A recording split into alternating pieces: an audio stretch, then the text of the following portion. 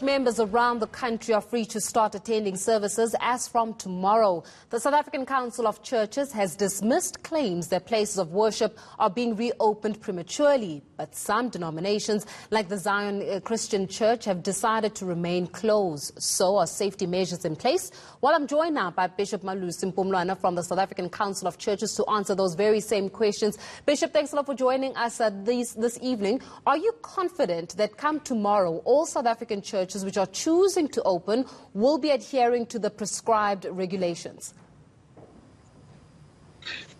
The prescribed regulations of the government are very clear, and we would hope that all churches will adhere to that. But the South African Council of Churches has gone a little beyond that. We have asked churches to start preparing for COVID compliance, and we believe that will take between 4 to 12 weeks to prepare.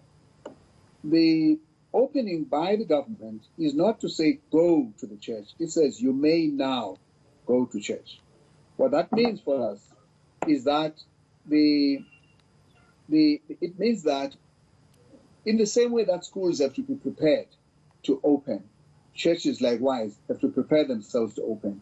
And so we've prepared guidelines for that preparation, and if it goes by those guidelines, probably the earliest to open would be around the 28th of June, towards the end of the month, because that allows for 4 weeks of preparation. However, there are churches that have prepared themselves, especially in the kind of suburbia, that have been preparing themselves. I know that some churches are ready to start tomorrow.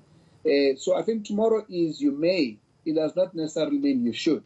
And those churches that are not ready, we would advise not to open, because it is a great responsibility that any minister is taking to open his or her church. It is also a great responsibility for each individual to choose to go to a church without knowing how well prepared it is. And so the preparation is actually the most important thing that we are asking churches to do. Those that do go must make sure they've got the social distances right. They must make sure they've got their mask and that they are sanitizing. But also, we would urge that no elderly people above the age of 60 should venture to the churches. And I know that I'm one of those at my age, and I get told this often, but I have to repeat it over and over again, that this is about pastoral ministry, particularly for those people that need it most. Might be a woman suffering gender-based violence in their home. They need the space to go and burden themselves at the church. It might be somebody who's losing their job and their business at this time, and they need to go for the pastoral administrations that the church can offer. It may be somebody that's been struggling with all kinds of difficulties, because this lockdown is stressful and it does cause a lot of mental health disorders that we've been seeing. Yeah. Bishop, then how do you see the adherence to the regulations being policed or even monitored?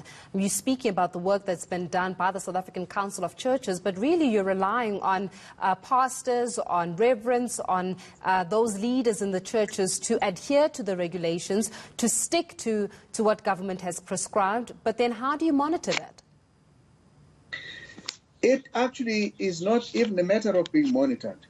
It's a matter of individual responsibility for each pastor, head of church that is providing for this. Likewise, every individual, if I go to church, I'm also taking responsibility. So I think we should take a kind of a solidarity mindset of this. I wear my mask, not because I don't want to be infected by you. I wear my mask because I may be a carrier and therefore I don't want to infect you. And I think this is the attitude that all of us are calling for, that let us be as compliant as possible for the sake of the next person around us.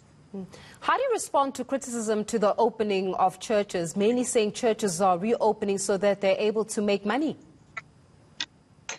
I actually laugh at that, because if I wanted to support my church, I would do that through the electronic means. Nobody's going to make money from 50 people.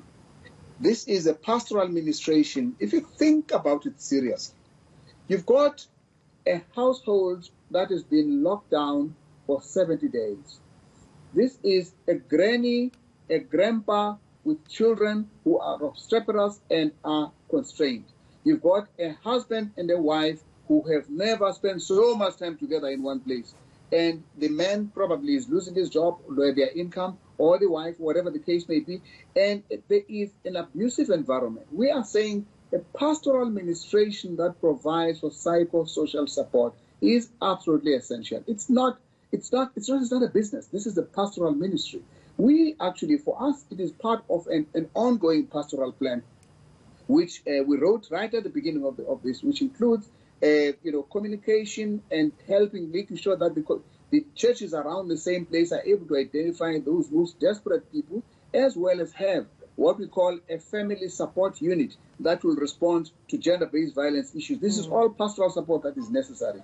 Lots of people are addicted to all kinds of things. They need the psychological support that churches can provide. And this is really what it's about. And that's when we say limiting numbers to 10, to 50, we're saying take only those people who are actually in need. And this is why we've got a system that we have recommended of sort of using a kind of a rotation of sorts, so that you don't have everybody showing up. They must sign up ahead of time, and they must all either that or they use an alphabet for rotation. But it is a space for people that do need pastoral administrations to have them. Because if you don't have that, it will not work.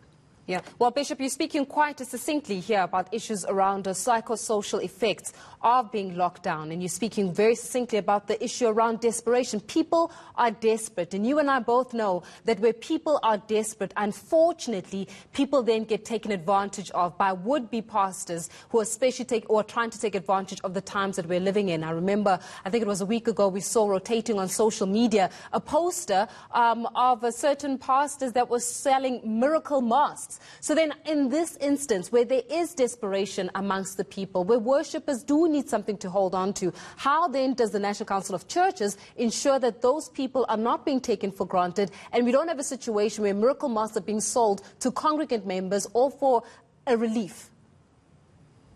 I do know that we've got lots of rogues in every industry. I'm afraid the churches are the worst. They have got rogues.